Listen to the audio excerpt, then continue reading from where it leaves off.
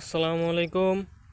তো আজকে আমরা কথা বলবো ঢাকা বিশ্ববিদ্যালয়ে ভর্তি হতে আসলে কত টাকা খরচ হয়। তো মোটামুটি একটা ধারণা দেওয়ার চেষ্টা করব। তো সবাই অবশ্যই আমার চ্যানেলটাকে সাবস্ক্রাইব করবেন এবং পাশে থাকবেন এরকম শিক্ষামূলক ভিডিও পেতে। তো শুরু করি। এই ঢাকা বিশ্ববিদ্যালয়ে ভর্তি মূলত 3টি ধাপে শেষ হয় আর কি।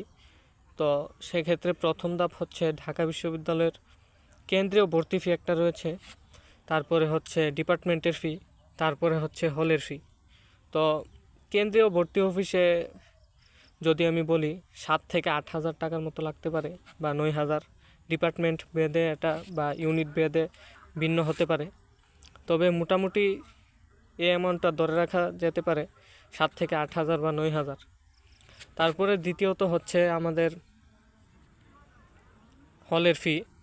হলের ফি এক্ষেত্রে ভিন্ন হয়ে থাকে, যেমন বিজয় 71 হলে 1500 টাকা। তারপরে আরও অন্যান্য হল রয়েছে, সেগুলো হলভেদে ভিন্ন, 4000 5000ও থাকতে পারে।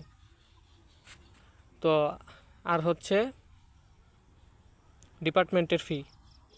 ডিপার্টমেন্টের ফি হচ্ছে তোমার 5 থেকে 6 হাজার এরকম হইতে পারে। তো আরেকটা হচ্ছে কেন্দ্রীয় ভর্তি ফি। এই তিনটা, প্রথমে হচ্ছে ডিপার্টমেন্টের ফি, তারপরে কেন্দ্রীয় ভর্তি ফি, তারপরে হচ্ছে হলের ফি।